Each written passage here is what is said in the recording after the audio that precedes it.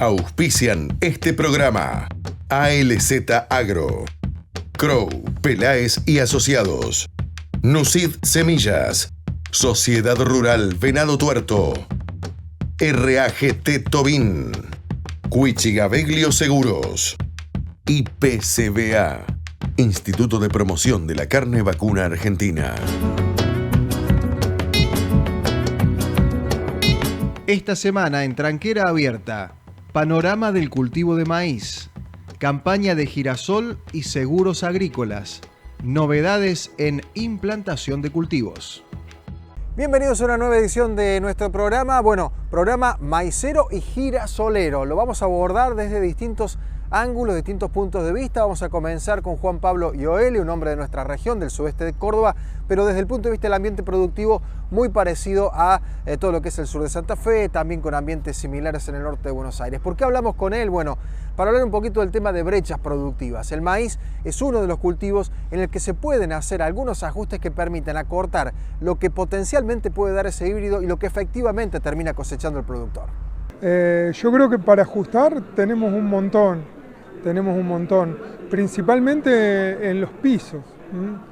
Hay para ajustar en los techos, ya que está de moda el tema de la brecha, pero hay para trabajar mucho en los pisos, principalmente porque la Argentina se transformó en un país en el cual la tecnología de proceso de la fecha de siembra la incorporó a todo el mapa productivo, y hay muchos lugares donde todavía hay que hacer un desarrollo de base para ver cómo se lo trabaja bien y no ir traslocando receta de manejo desde los lugares donde se venía haciendo, donde viene migrando, ¿no?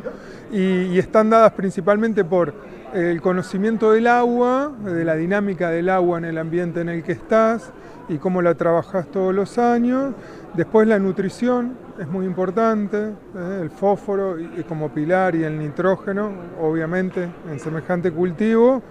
Y después la protección, dependiendo de las zonas. Pero principalmente esos son los 3 puntos para trabajar en la construcción del rendimiento, del maíz. Después, ¿qué le hace falta al país? Con el tema del maíz le hace falta un montón, ¿no?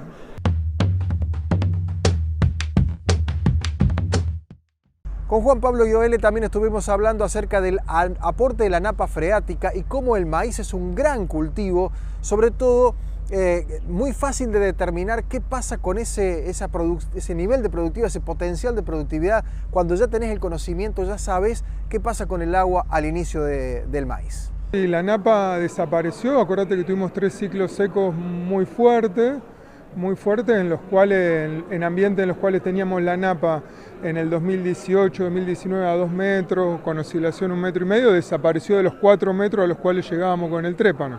No solo eso, sino que la napa, cuando está en fase descendente, no tiene capilaridad positiva.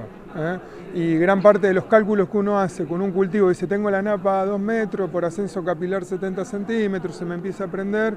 Eso no es verdad en fase seca. Ahora estamos participando de un rebote. Rebotó, está volviendo a aparecer en los ambientes en la napa.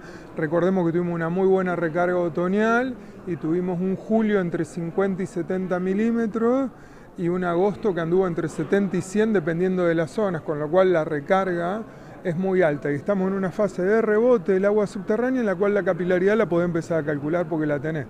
Así que eso es muy positivo para los ambientes que no estén anegados, obviamente, es muy positivo. Y el cultivo de maíz es el cultivo que mejor correlaciona ese conocimiento del agua al inicio con lo que termina ocurriendo en cosecha. No hay otro cultivo de verano que haga esa correlación.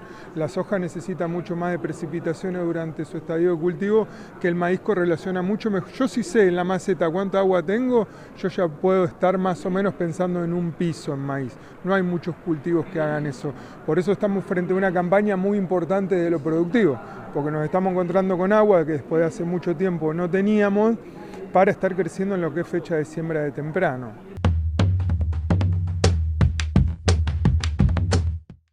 Finalmente, otro aspecto muy importante vinculado a este cultivo es el de la densidad de siembra o el manejo de las densidades dependiendo de un montón de variables. Juan Pablo Ioeli nos metía en este tema. La mirada siempre tiene que ver cuando uno calcula, esto es un cálculo de demanda, ¿no? Vos siempre digo, a los chicos se lo explico así en el colegio, le digo, depende cuántas milanesas hay y que podés invitar a comer gente a casa, ¿no? Esto es lo mismo, si vos tenés un ambiente muy restrictivo, no pongas muchas plantas porque el único que va a tener mucho hambre, y con lo cual creció, en esto que te decía, que la Argentina es un país que creció muchísimo en superficie de maíz, se fue hacia zonas más marginales desde lo ambiental, en los cuales está habiendo una respuesta muy grande a bajar densidad y se está estudiando comportamiento que antes no se le daba mucha importancia, como el macollamiento, ¿no? Después la capacidad de prolificidad en los materiales, que todo eso se puede trabajar y caracterizar en los materiales. Así que la mirada de bajar o subir de densidad siempre depende de la oferta ambiental que vos tengas. Si yo estoy ahora, por ejemplo, que estamos teniendo agua en los perfiles, venado tuerto, vengo rotándolo hace 15 años al 33% trigo, soja, maíz, tengo una capacidad de almacenaje interesante y sé que tengo una respuesta muy alta a la fertilización, lo siembro temprano, le pongo, sé que voy a tener altos rendimientos y voy a eso con muchas plantas, porque sé que tengo ambiente para nutrir muchas plantas, porque el rendimiento se construye en base a la capacidad de darte el máximo rendimiento por planta en conjunto con un montón de otras. Por eso es un estudio por material y muchas veces los materiales no duran ni 3 años en el mercado, con lo cual estudiarlo para todas las ofertas ambientales es muy difícil y hacer una recomendación de densidad exacta también. Por eso en esto le hacemos mucho caso a los semilleros, que son los que laburan mucho con el material, y le decimos que siempre la recomendación de densidad por ambiente la tienen que dar ellos.